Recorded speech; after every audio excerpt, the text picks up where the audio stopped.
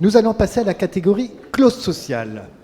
Ce prix, je vous fais un petit descriptif, vise à récompenser un projet achat qui a une utilisation exemplaire dans sa dimension sociale et au service d'une stratégie responsable pour des projets en cours ou notifiés. Et pour remettre ce prix, nous accueillons avec joie, bonheur et sérénité Monsieur Thibault Guilly. Bienvenue, Monsieur le commissaire. Monsieur Guilly, vous êtes haut commissaire à l'emploi et à l'engagement des entreprises au sein du ministère du Travail. Quelques mots, Monsieur Guilly. Qu'est-ce que vous pensez de ces trophées? Qu'est-ce que vous pensez des acheteurs publics? Est-ce que tout va bien? Écoutez, je suis venu à reculons, en fait. Non, plus sérieusement, non, je suis évidemment ravi d'être là avec vous, puis d'ailleurs de découvrir quelques projets qui concrétisent peut-être aussi l'action collective que les uns et les autres on peut mener pour faire en sorte que ça puisse exister. Ça a déjà été dit, donc la loi d'abord, et je pense que le fait d'inscrire dans la loi le fait que les considérations environnementales et sociales, je parle aussi sous le regard de Pierre Pelouzet, le médiateur, mais qui agit aussi avec l'Obsar depuis des années et des années, a montré que performances sociales et performances économiques et performances évidemment écologiques sont les trois facettes d'une pièce un peu bizarre, voilà, mais qui est clé.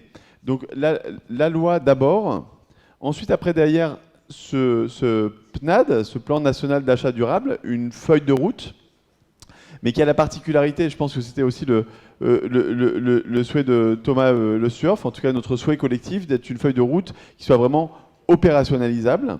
Et donc, ça a été dit, pour opérationnaliser, il faut des partenaires qui sont dans cette salle, il faut des facilitateurs de clauses pour pouvoir accompagner les acheteurs publics, mais aussi privés, à transformer en tout cas nos espérances en choses concrètes. Ce n'est pas juste des obligations, mais ça prédire du soutien.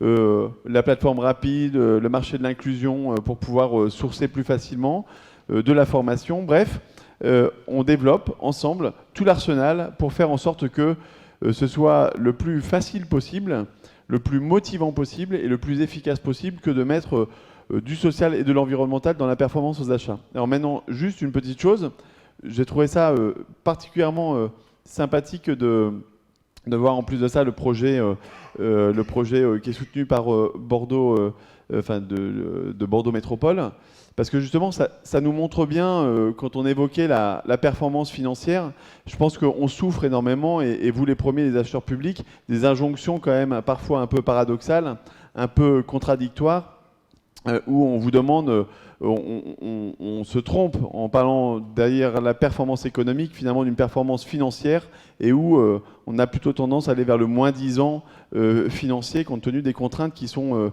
les vôtres, les contraintes du système.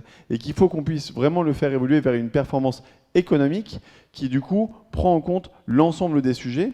Et moi qui travaille auprès d'Olivier Dussopt, et où on est en train de préfigurer France Travail, qui est une manière d'aller vers le plein emploi et de faire en sorte qu'il y ait du travail pour tout le monde, eh bien, il y a une grande valeur à l'action qui peut être portée par vous, les acheteurs, pour faire en sorte qu'on puisse développer de l'innovation, pour qu'on puisse développer de l'emploi, pour qu'on puisse développer du travail localement. Donc, les acheteurs sont au regard du ministère du Travail, un partenaire absolument essentiel pour pouvoir aller vers ce plein emploi. Et je tenais à vous le dire, et le clin d'œil de Bordeaux Métropole, c'est que du coup, on voit bien, il y a de l'innovation locale, il y a derrière du sourcing local qui forcément crée aussi de l'emploi et de la performance territoriale.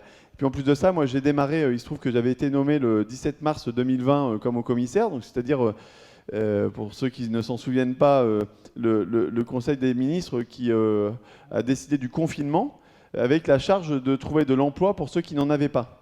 Donc c'était quand même assez compliqué. Et finalement, en fait, on a vu ce problème de masques qui a touché tout le monde, et on a profité en fait, on a saisi cette opportunité pour dire à tous les ateliers d'insertion et ateliers handicap de France, eh bien, rouvrons nos ateliers, fabriquons des masques, et que ce soit l'occasion de relocaliser et de redévelopper des savoir-faire textiles partout dans le pays. Aujourd'hui, j'ai le plaisir de vous dire qu'il y a plus de 1500 personnes aujourd'hui qui travaillent dans ces ateliers textiles et où du coup, les acteurs du textile se disent, ben tiens, peut-être qu'on pourrait fabriquer maintenant en France. D'ailleurs, la petite polémique qu'il y a eu avec le COJO sur les 2 millions de peluches fabriquées en Chine, ben, en fait, aujourd'hui, certains disent, ben oui, mais c'est pas possible de fabriquer en France. C'est pas vrai. On peut fabriquer en France maintenant grâce à ça. Tout ça pour vous dire que quand il y a une volonté, il y a un chemin et que les acheteurs publics sont absolument déterminants pour conduire des stratégies de politique publique importantes et que quand on parle de relocalisation industrielle, c'est possible si les acheteurs jouent le jeu.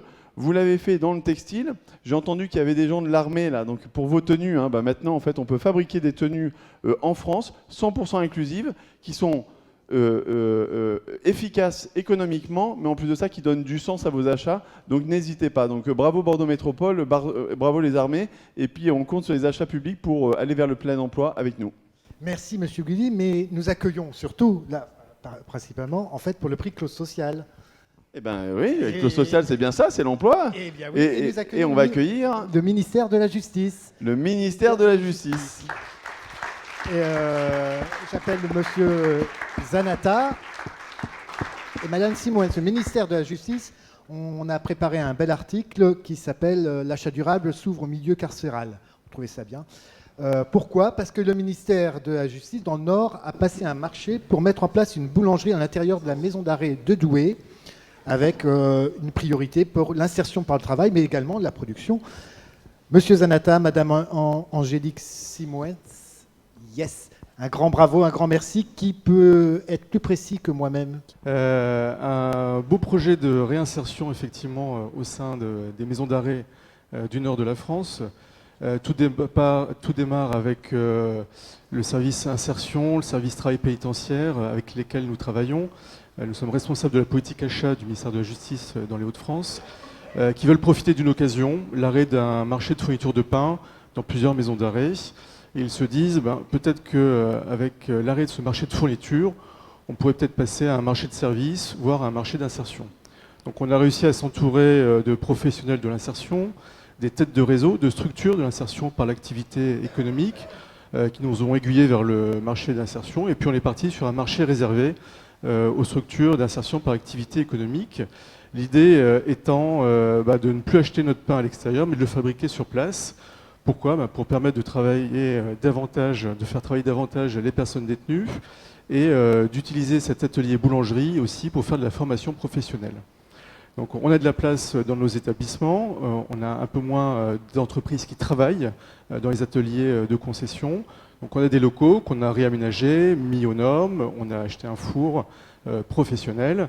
Et donc on a lancé ce marché avec l'espoir de trouver quelqu'un qui fasse à la fois de la boulangerie et de la formation. Et donc on a ce beau projet qui est en place depuis le 1er octobre. On a une boulangerie professionnelle dans une maison d'arrêt à Douai, qui livre 2 autres maisons d'arrêt, parce que l'enjeu aussi c'est de trouver un seuil critique pour que ce soit rentable économiquement. On n'est pas là à subventionner à perte non plus ce genre d'initiative. Le matin, les détenus fabriquent le pain pour les co-détenus.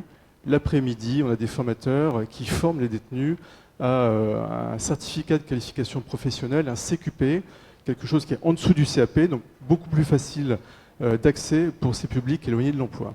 Donc on a une utilisation optimale de cet atelier et tout ça passe par un marché public en bonne et due forme. Et donc vous avez amené 5-6 banettes de viennoiserie. Non ? Madame Non, c'était pas prévu dans la commande. C'était pas prévu. Et la viennoiserie non plus, mais voyez. Merci beaucoup. On fabrique les coquilles de Noël à Noël. Ah oui, donc, bien sûr. Pourquoi pas. Merci beaucoup. Donc, Monsieur Gulli va vous remettre ce trophée. Pascaline, le document.